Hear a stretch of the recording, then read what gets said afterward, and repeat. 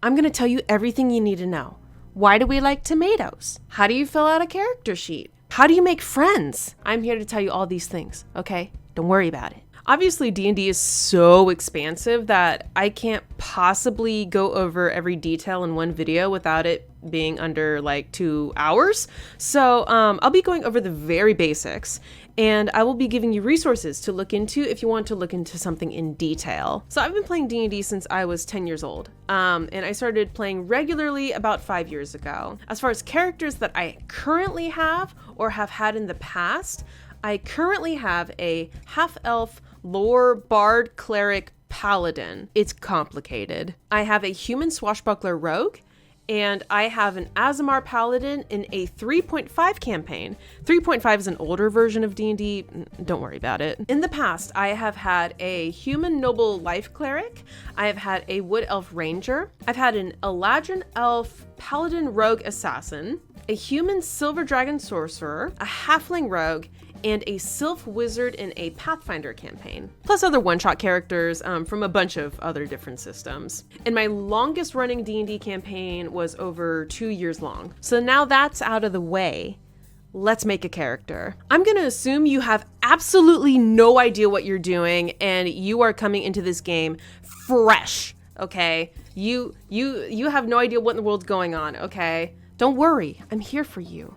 I will be using the free D&D rules PDF located on the D&D website, link in the description below. There are obviously way more options and information that aren't included in this PDF, but this PDF does cover everything that you will need to at least get started. Because I've played this game a long time, I personally like to roll my stats first before picking my race and class. Pretty much everyone else will pick their race and class first and then roll stats, and that's actually what the D&D books recommend, but well, this is my channel, so I do what I want, okay? Before we roll scores, I should probably explain what in the world they are. So what are the different ability scores? Well, probably one of the most famous examples to explain the different ability scores is the tomato metaphor. And I found this really cute picture to explain all of the different tomato metaphors. So let's go through this together. Strength is being able to crush a tomato.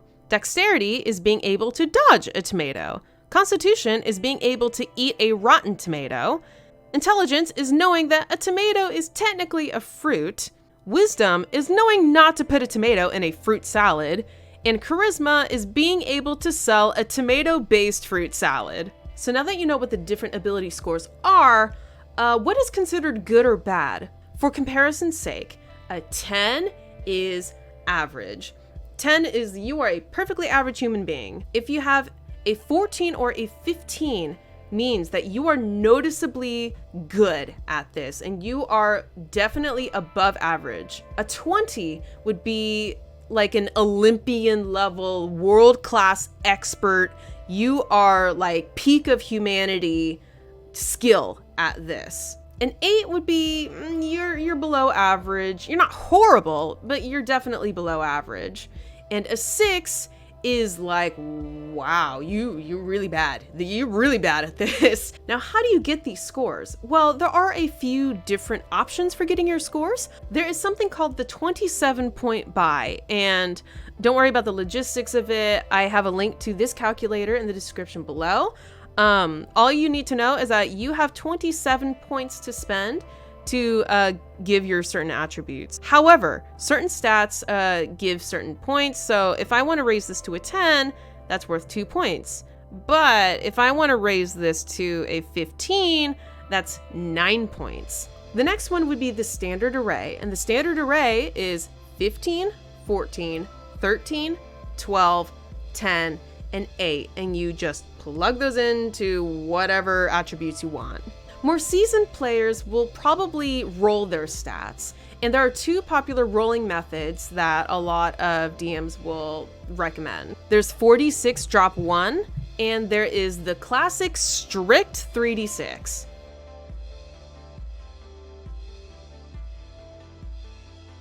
Every dungeon master, aka DM, will have different rules on how they want you to roll your stats. It would probably be simpler and faster to do standard array, but you know what? I've been playing this game long enough, so I'm gonna roll my stats, okay? Let me get this open. If you don't know what 4d6 means, it means 4 6-sided dice. Okay, so let me get some 6-sided dice. Okay, ooh, this is not a bad roll. Okay, so we got a 2 as our lowest one. Okay, so we have a 14 as our first roll. That's not bad.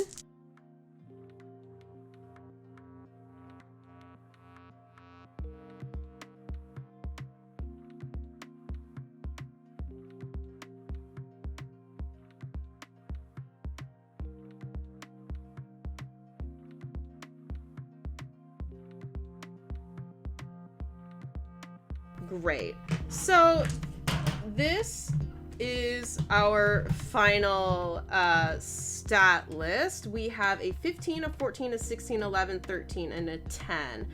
Okay, so this is definitely slightly above average as far as rolling goes for a level 1 character. Now that we have our stats, let's go ahead and pick our race. For simplicity's sake, I am going to pick human. So let's go ahead and look at the human stats in D&D. Okay, so here we go. Here's human in the PDF. All of this is flavor. This is all flavor. Aha, here we go. Human traits. This is mechanically the important stuff, okay? So humans get ability score increase. Your ability scores each increase by 1. So that is important. So instead of our 14, 15, 11, 16, 13, 10, it is now going to be 15, 16, 12, 17, 14, 11.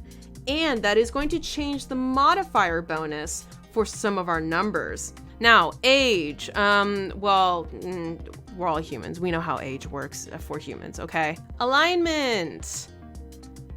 Alignment's fun. I might make this its own video, but basically alignment shows how this person conducts themselves and how they view the world.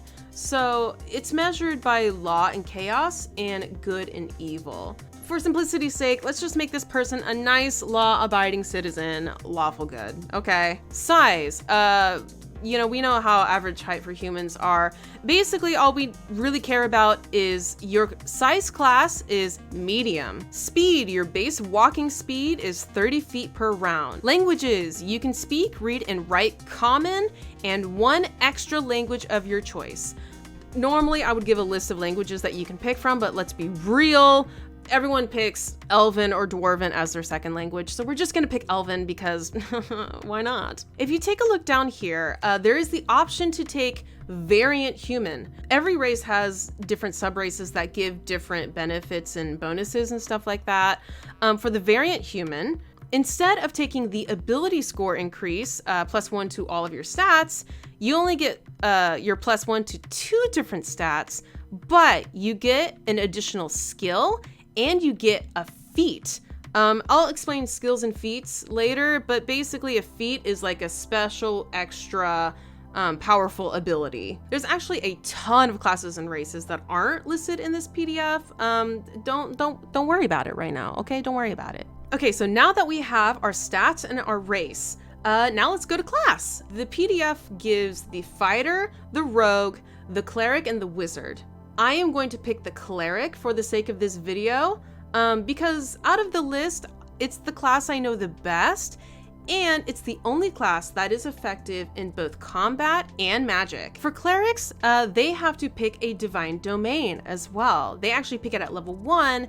Instead of other classes, they usually pick their specialties at level 3. Luckily, this PDF literally only gives one option, and that's life cleric, so that's the one we're gonna go with.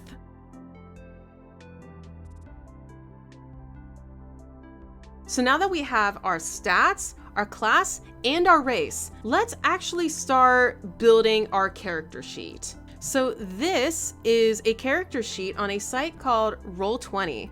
I will explain Roll20 later. There are a bunch of different sites where you can use to build your character sheet. D&D Beyond has a character creation page. You have to sign in with their website, I think, but this is actually pretty useful for if you want to create a character sheet. So this is our character, Mary Sue. Hi, Mary Sue. Look, wow, she's so cool. Okay, so we have a cleric. Our subclass is a life domain. We are level 1. We are human. Now, this is a question that we have to figure out. Where should I put my stats? For cleric, I would highly recommend you put your highest stat in wisdom. So yeah, we definitely want this one to be the highest one. So I'm gonna go ahead, put 17 in there. Next, probably strength or constitution, because clerics are also pretty effective on the front line.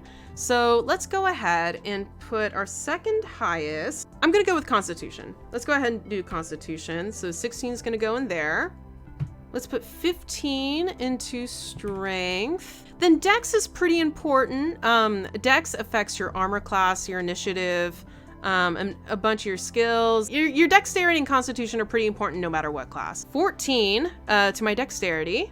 I'll go ahead and give 12 to my charisma, and I'll give 11 to my intelligence.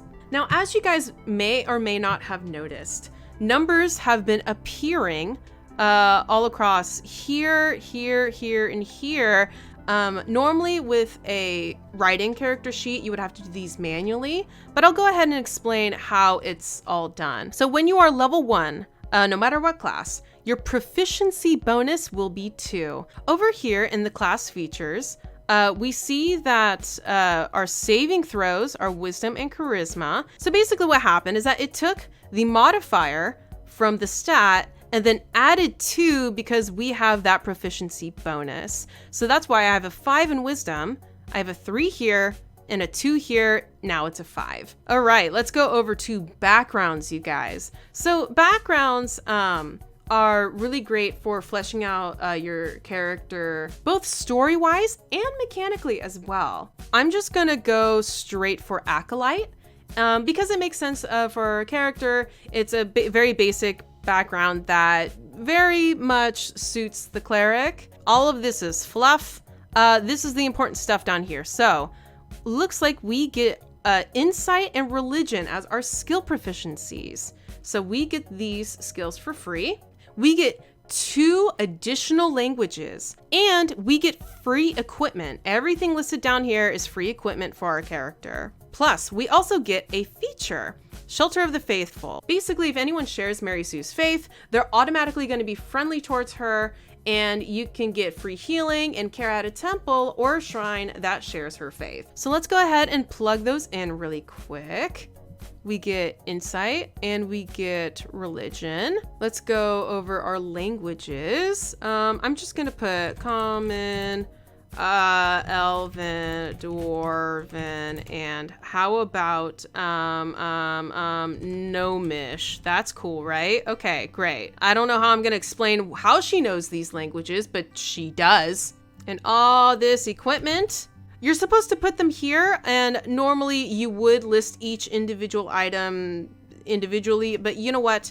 I'm just gonna I'm gonna throw them in here for right now, just for information's sake. So let's look at this right here. So personality traits, ideals, bonds, and flaws. So these are like flavor text for your character, for your backstory. And these, I actually really like these. If you see the D8, the D6, these represent the different dice that you will use to roll for this character. Now remember, you can write whatever the heck you want. You don't have to use these. You can make whatever edgelord character you want. But these are nice for indecisive people like me, or if you want to try something completely different. Okay, great. We have all of this down. Let's move on. Okay, so for equipment, we're going back to class features for our cleric and our starting equipment. You get the following equipment in addition to the equipment granted by your background. So let's see, we have a choice between a mace or a warhammer. I'm going to go ahead and pick mace, scale mail, leather armor, or chain mail. I'm going to go ahead and go with scale, light crossbow and 20 bolts, or any simple weapon. Let's go ahead and go with crossbow. It might be nice to have something ranged, a priest pack or an explorer's pack. I'm going to go ahead with the Explorer's Pack, just because I think it's a little bit more well-rounded. And you automatically get a shield and a holy symbol. So let's go ahead and write all of that down in our character sheet. Okay. And of course, we will also get, this is our background equipment. We would also throw all of this in there too. I'm too lazy to do it right now though.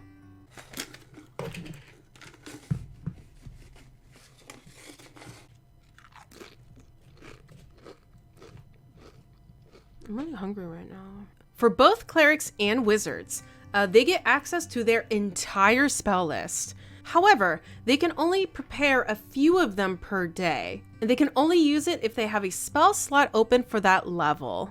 Anyway, at level 1, clerics get 3 cantrips. Cantrips are like level 0 spells. Like they're spells that you can use as often as you like, whenever you want. They're free, basic spells. Out of the list, I'm going to go ahead and pick Light, because I'm a Who-man and I can't see in the dark. Sacred Flame, which is an attack. So we can at least have a free attack in. And then Thaumaturgy. So at level 1, you get 2 spell slots.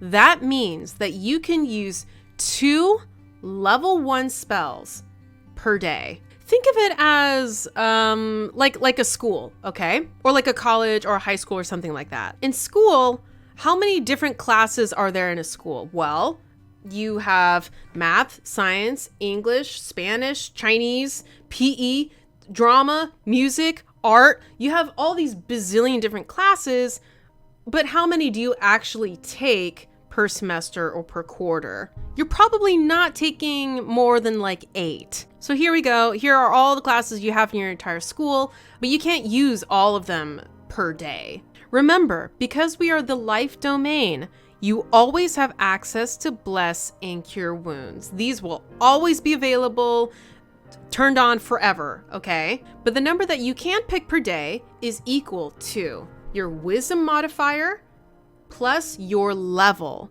So our wisdom modifier is a 3 plus we are level 1.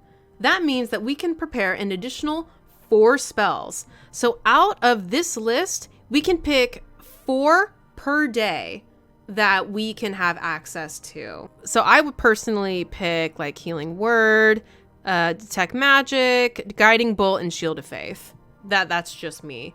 If I want to ever switch to like my others, that's fine.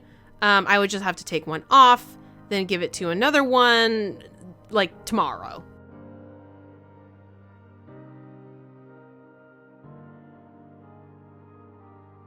So now that's out of the way, let's go over the other stuff that we need to fill out in our character sheet. This table, by the way, is very useful for when you level up. It gives you what your proficiency bonus is, what the features of that level are, how many cantrips you know, and how many spell slots you have at that level. This is going to be a very useful chart, especially when you level up in the future.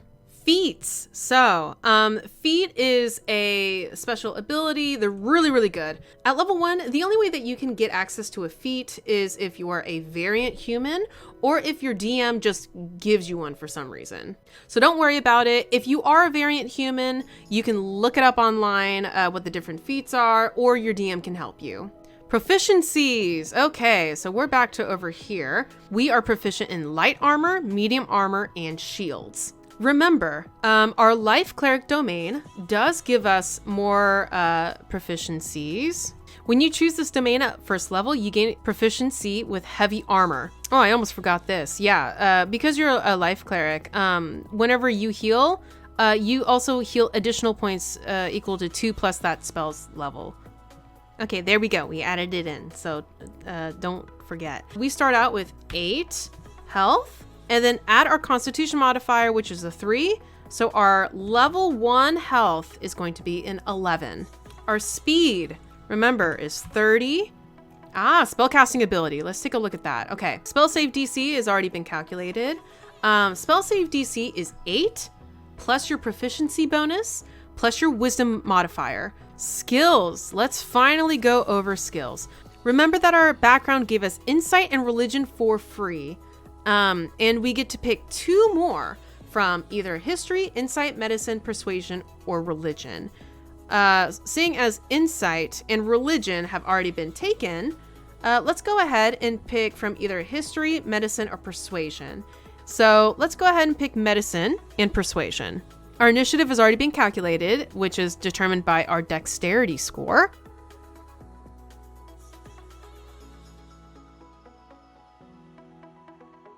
Armor class. Okay, so armor class, basically in combat, it determines how difficult it is for you to get hit. However, something to note, specifically scale mail and certain armors like it, because they give such a large bonus to your AC, they are also really heavy and loud and clangy. So they do technically give a disadvantage whenever you are trying to be stealthy. So you'll have to roll this twice and take the lower number, which is why it may not be a bad idea to also have leather armor or something that's lighter that makes less noise.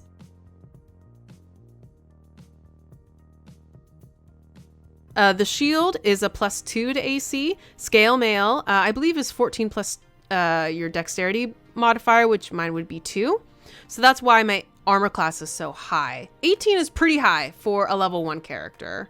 For the most part, I think our character sheet is done. Now, whenever I create a character sheet, I tend to like to look at guides. There are a ton of guides online for character classes and stuff like that, for race and different combinations and what are the best skills and spells and stuff like that. My favorite would probably have to be RPG Bot, because it has guides on a bunch of different systems, a bunch of different classes and stuff like that. I will note though, these guides tend to focus on functionality. They may or may not be the best suggestions for your campaign. Like if your DM is running a combat heavy campaign, these suggestions are probably going to be really good.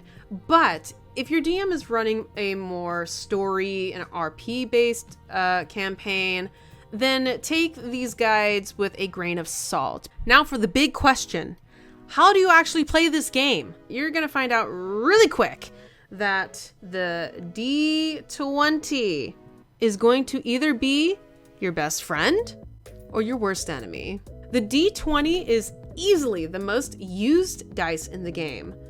So yeah, don't lose this one. If you ever roll a natural 20 on a 20-sided die, that is a critical success. Not only did you succeed in whatever you were trying to do, you really succeeded, and it usually comes about in some kind of bonus. But if you ever roll a 1 on a 20-sided dice, usually not only did you fail, oh boy did you fail, and something usually kind of bad happens if you fail that bad.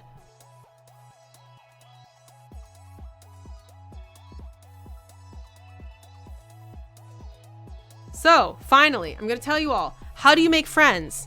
Well, you have two main options. One, you can try to find a local group to game with. And probably the most popular places to find people would be game stores and comic book shops.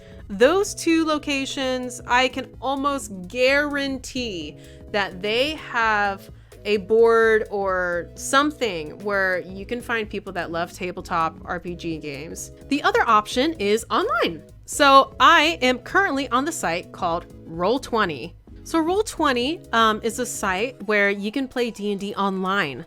So we have all of these listings over here. This one's running in D&D 5e. All of these are D&D 5e. You will find, like, for example, this one's a Stars Without Number game. This is a Warhammer game. You probably find a Call of Cthulhu somewhere. Star Wars. There's literally a tabletop system for almost every single franchise in existence. So there we go.